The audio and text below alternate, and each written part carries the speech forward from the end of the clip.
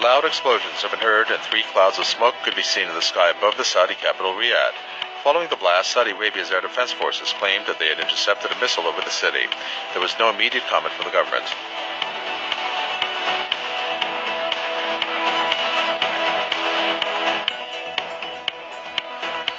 Iranian Foreign Ministry spokesman Bahram Qasemi says Saudi crimes will not drift into oblivion as regional countries and international observers have long witnessed Riyadh's role in promoting extremism and terrorism. He made the comments in response to what he called Saudi Arabia's baseless anti-Iran allegations.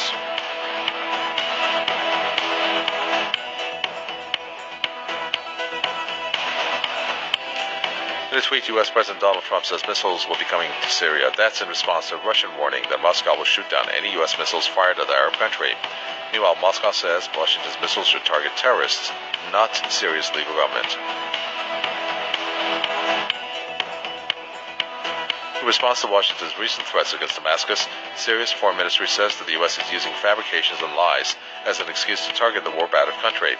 The Syrian government has also accused the White House of sponsoring terrorism in the region.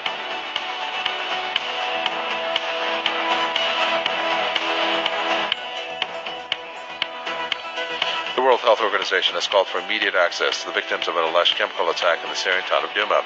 The UN agency's chief of emergency response said that the WHO wants to assess the health impacts of the suspected attack and to provide care to those affected. The Russian Prime Minister says Moscow will cope with the latest round of U.S. sanctions. Dmitry Medvedev added that any Russian response to the sanctions should be appropriate, adding that the U.S. measures were aimed at fighting for global markets. Washington announced sanctions against Russian officials and businesses on Friday.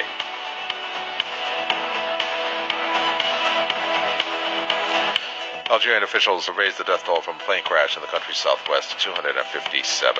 The Ilyushin IL-76 transport plane that was flying from the Bufar airfield en route to the town of Tindouf crashed on the airport's perimeter minutes after taking off. The cause of the crash is unknown.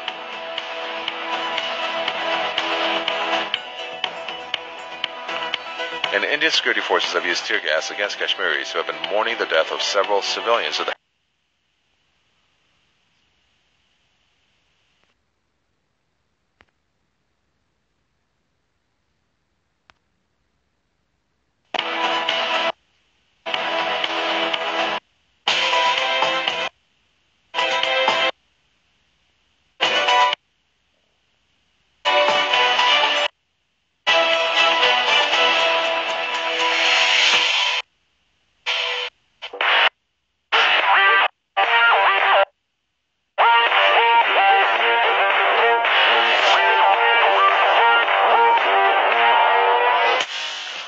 Dr. Mohammed Faisal, many thanks for joining us. Thank you very much. Let me start by asking you regarding the current situation on the line of control, a temporary border that divides Kashmir between Pakistan and India. Several people have been killed recently because of the border clashes. In your view, what could be the short-term solution to this escalation? Yes, you're very right. The situation at the line of control and the working boundary is very tense. In the last year, there have been more than 1,970 ceasefire violations on the line of control and the working boundary. You can compare it with 2016, where there were about 360 ceasefire violations. And this year, we are in the 4th month, and more than 900 ceasefire violations, more than 21 shahadats, people dead amongst the civilians, and more than 70 injured. So the situation is tense because mortars and bigger artillery is also being used all along the line of control and parts of the working boundary.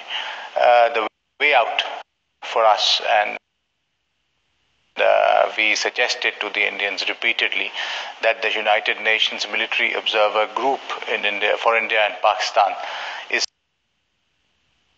stationed along the LOC and the working boundary. It has free movement on the Pakistani side, but the Indians are limiting its movement.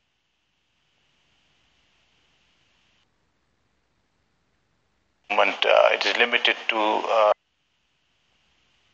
Srinagar city and to Delhi.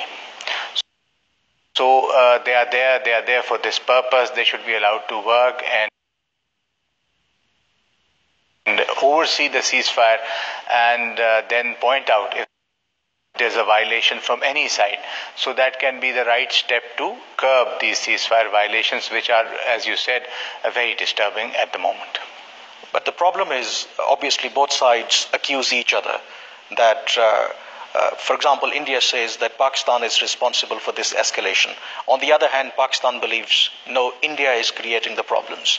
So is there any way out that we can independently verify? Obviously, you're talking about the role of United Nations, but we do know that India is always opposed to such kind of intervention by the world body. India may be opposed to it, but not to the working of United Nations Military Observer Group in India and Pakistan, which is stationed in India and Pakistan. So, of course, it is with Indian willingness that it is stationed in India and Pakistan, and it operates all along the LOC and the working boundary. We have given them unfettered access. As you said, since there would be finger pointing both on the part of India and Pakistan, so we need an independent observer. So we have an independent observer. So there's no point in trying to identify another independent observer, because something that is there for 70 years or so, the UNMOGIP stands, and it should be allowed to work. It is there. It can then point out that the violation was carried out by Pakistan or by India and put an end to it. We have an independent observer. Please let it work. But we do know that India has a different position lately on the role of United Nations. We do have UN Security Council resolutions on Kashmir, but India lately says that those resolutions are now no more relevant. We don't agree with that. The resolutions, if they become old, they don't become irrelevant. The law would remain the same 100 years or 1,000 years down the line. The Indians are a party to United Nations. The UN Security Council resolutions were passed by the consent of the Indians and Pakistan. We stand by it. The UN Security Council has not passed a resolution that supersedes these resolutions. Just because the Indians wish that they should be forgotten, they can't be. Kashmir remains on the agenda of UN Security Council. You just have to go to the website of UN Security Council and the agenda will show you that Jammu and Kashmir is there. Just by a desire on the part of one party, because it fears that it might lose the case. This is the reason that now they are fearful that we would lose the case. So they don't want to discuss it. They don't want to come to the dialogue table on it. But it remains on the agenda of UN Security Council. The only way forward for resolution of Jammu and Kashmir dispute is through the UN Security Council resolutions, which have been accepted by both Pakistan and India. Pakistan has raised the issue of, as Pakistan put it, human rights abuses in Kashmir and the recent violence, because as we know that certain people were killed in southern Kashmir under Indian control. How has been the response from the United Nations so far? It is not that Pakistan says that certain people have been killed. The Indian media is also talking about the massive human rights violation. You just have to look at Times of India, Hindustan Times, the Hindu, and it is full of the details of how many people have lost their lives and what exactly has happened. More than 200 are injured. There's a report that 1,300 plus are blinded because of the use of pellet guns. This is Indian media I'm quoting. You can see Amnesty International, you can see Human Rights Watch, you can see the Office of High Commissioner for Human Rights, what the statements that it is making. There have been statements coming out of the OIC, the Secretary General has spoken. The Independent Permanent Human Rights Commission of OIC has spoken. The Iranian Ministry of Foreign Affairs has spoken. The Turkish Ministry of Foreign Affairs has spoken.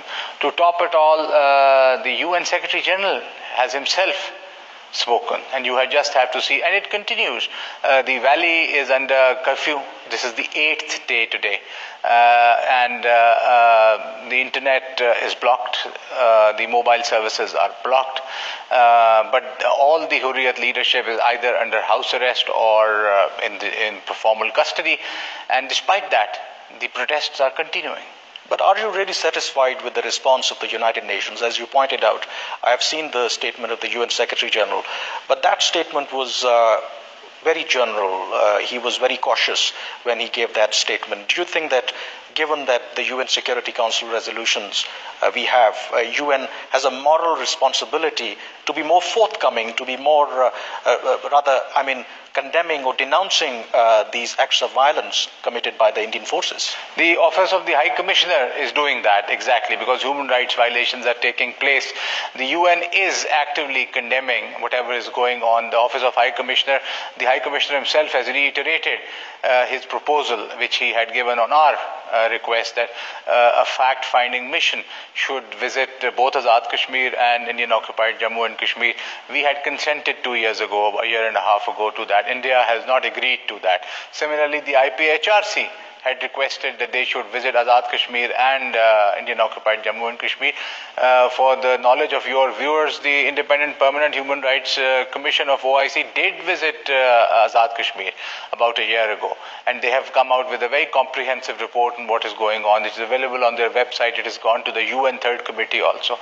So there's been quite a comprehensive response, because human rights violations, use of pellet guns, which are banned to be used even against animals, and the Indian troops are using them against humans. This can't be accepted. This is not something that Pakistan is saying it can't be accepted. Universally, the media, social media is full of it, that India needs to stop forthwith. And even within India, there are voices saying that this has to end. But what about the other international players, for example, the West, the United States? Their response has been very lukewarm at the moment, despite the fact that so much is going on inside Indian Kashmir. It appears that because of India's growing international clout, these international forces are not really speaking up against India. For us, human rights are universal. They're not like to be chosen for one country or the other. The question actually that you direct to me is to be directed to the Western countries, because they are the ones whose response you are questioning. We, of course, would feel that human rights are absolute and universal. You can't pick and choose that human rights of Kashmiris would be different from human rights of any other people. They are universal, and they need to be upheld wherever and whichever corner of the world it is. But I raised this question, one of the reasons that